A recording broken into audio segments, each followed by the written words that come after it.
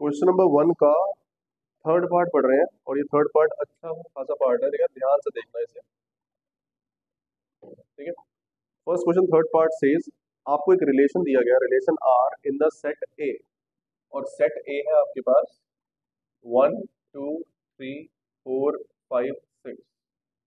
एक रिलेशन दिया गया है in the set A where R is a set of xy such that y is divisible by x। इस relation के अंदर ऐसे ऑर्डर्ड पेयर आएंगे such that y is divisible by x। ठीक है। ये कौन सी फॉर्म लिखी हुई है?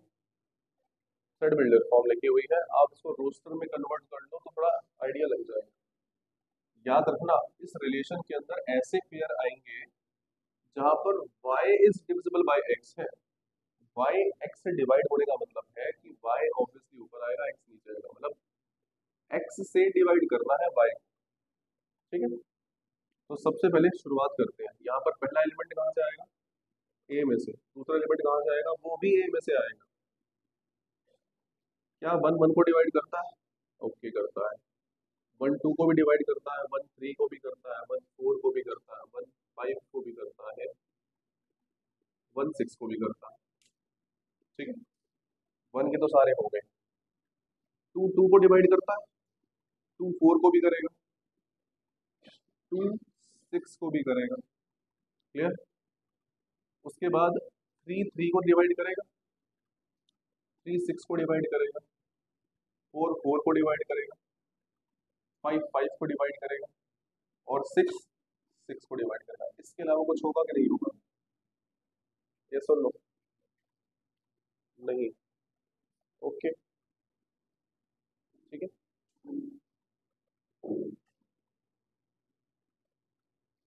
तो आपके पास एक सेट था ए, एक रिलेशन है y जो है वो x से डिविजिबल है। मैंने ये सेट बिल्डर फॉर्म था, इसको मैंने रोस्टर में कन्वर्ट कर लिया। ठीक है। अब मुझे चेक करना है क्या ये रिफ्लेक्सिव सिमेट्रिक ट्रांजिटिव है या नहीं है। सबसे पहले बारी आती है रिफ्लेक्सिव। क्या ये रिफ्लेक्सिव होगा? भैया सारे एलिमेंट खुद के साथ रिलेशन बना रहे हैं। देखो 1 1 भी मिल रहा है, 1 1 भी मिल रहा है, 2 2 भी मिल रहा है, 3 3 भी मिल रहा है, 4 4 भी मिल रहा है, 5 5 भी मिल रहा है, 6 6 भी मिल रहा है। ठीक है। तो ये रिलेशन रिफ्लेक्सिव है।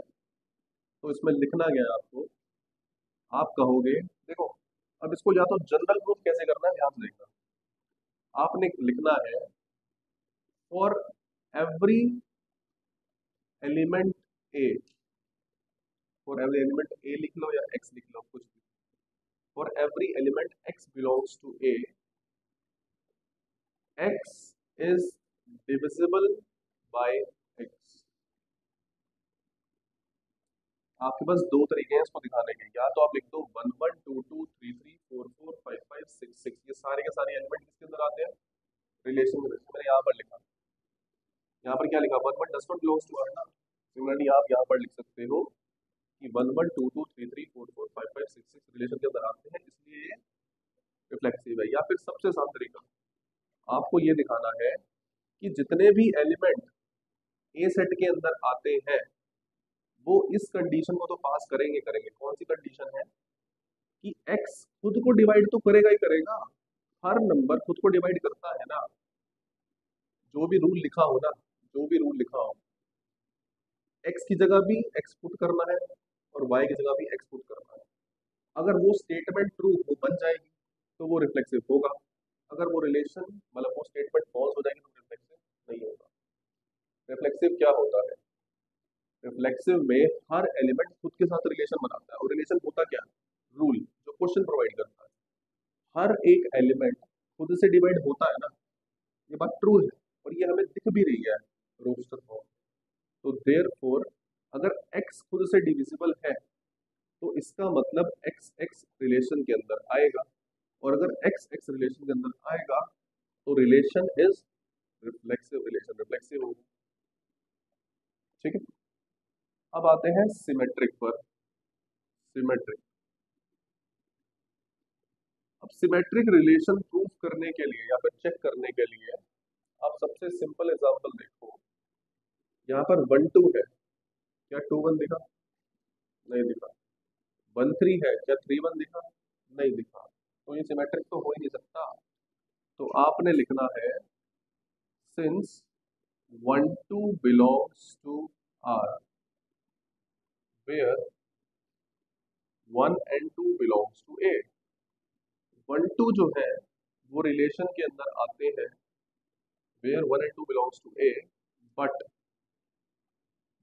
2 1 does not belongs to R, therefore relation is not symmetric। इसका मतलब रिलेशन सिमेट्रिक नहीं। याद रखना, हमने यहाँ पर फॉल्स दिखाया है तो हमें एग्जाम्पल की जरूरत पड़ी थी। यहाँ पर ऊपर हमने ट्रू दिखाया है तो वहां पर हमने जनरलाइज में दिखाया है। ओके, नेक्स्ट आता है ट्रांजिटिव। क्या कोई बताएगा ट्रांजिटिव होगा या नहीं होगा? ट्रांजिटिव है कि नहीं है? यस और नो? एनीवन? नहीं है? चलो चेक करते हैं। मैं जितने भी ये बॉक्स बना रहा हूँ ना, ये 1 1 वाले, 2 2 वाले, 3 3 वाले, 4 4 वाले, 5 5 वाले, 6 6 वाले, इनको तो चेक ही मत करा करो, क्योंकि ये तो भैया हमेशा ट्रांजिटिव बनाते हैं। ठीक है, देख लो क्यों बनाते हैं, देख लो। 1 1 है, 1 2 है, क्या 1 2 मिल रहा है? मिल रहा है। 1 1 है, 1 3 है, क्या 1 3 मिल रहा है? तो हमेशा ये बनाते बनाते ट्रांजिटिव। आपको एक भी पेयर ऐसा नहीं मिलेगा यहाँ पर। देखो 1 1 है, 1 2 है, 1 3 है, 1 1 है, 1 3 है, 1 3 है, 1 1 है, 1 4 है, 1 4 है। मतलब एक ऐसा आप ढूंढ पेयर नहीं ढूंढ पाओगे। मतलब ए बी मिल जाएगा आपको, बी सी मिल जाएगा, पर ए सी भी मिलेगा आपको। देख लो, समझ आ रही है?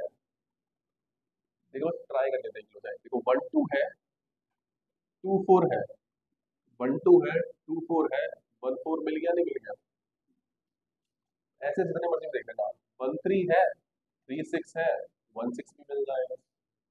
तो 100% सारे के सारे मिलेंगे आपको। तो आप लिखोगे कैसे? आप लिखोगे let X Y and Z belongs to A. ठीक है,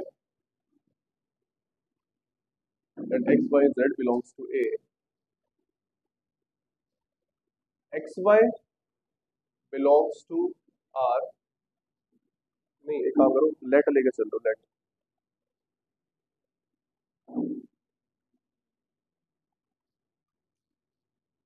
ट्रांजिटिव में, क्योंकि आपको जो पता लग गया कि वो ट्रांजिटिव है, तो क्या लेके चलना है? Let X Y belongs to R and Y Z belongs to R where X Y and Z belongs to A. Transitive में हम खुद से मान के चलते हैं कि जो एक्स वाई है वो रिलेशन के अंदर है, और खुद से मान के चलते हैं कि जो वाई जेड है वो रिलेशन के अंदर है। एक्स वाई अगर रिलेशन के अंदर है, इसका मतलब क्या होगा? X is divisible by, sorry, Y is divisible by X. और अगर वाई जेड रिलेशन के अंदर है, इसका मतलब क्या होगा कि जेड इज डिविजिबल बाय,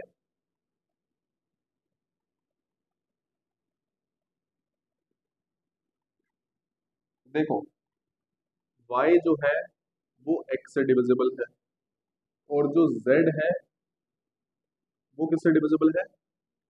एक सिंपल सा एग्जांपल देता हूँ आपके सामने। 18 किससे डिविजिबल है?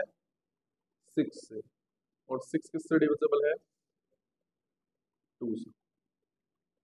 इस क्वेश्चन में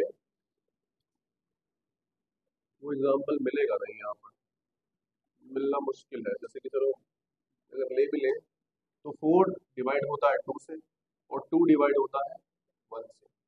ये मेरा z है, ये मेरा y है, ये मेरा y है, ये मेरा x है। z is divisible by y and y is divisible bye, तो भैया z डायरेक्टली x से डिविजिबल नहीं हो रहा है ना? तो आप सीधा लिखोगे this implies z is divisible by x, दोबारा बता रहा हूँ, हम पहली दो चीजें खुद लेकर चलते हैं, X Y belongs to R, Y Z belongs to R, फिर हम उसकी डेफिनेशन लगाते हैं कि y is divisible by x, z is divisible by y, तो फिर हम चेक करते हैं कि क्या z is divisible by x है कि नहीं है। तो z is divisible by x, इसका मतलब है z xz belongs to r, अगर xz बिलोंग्स टू r होगा देन वो रिलेशन इज ट्रांजिटिव। तो रिलेशन रिफ्लेक्सिव है, सिमेट्रिक नहीं है, ट्रांजिटिव नहीं है, तो रिलेशन इक्विवेलेंस नहीं होगा। ठीक है, अबे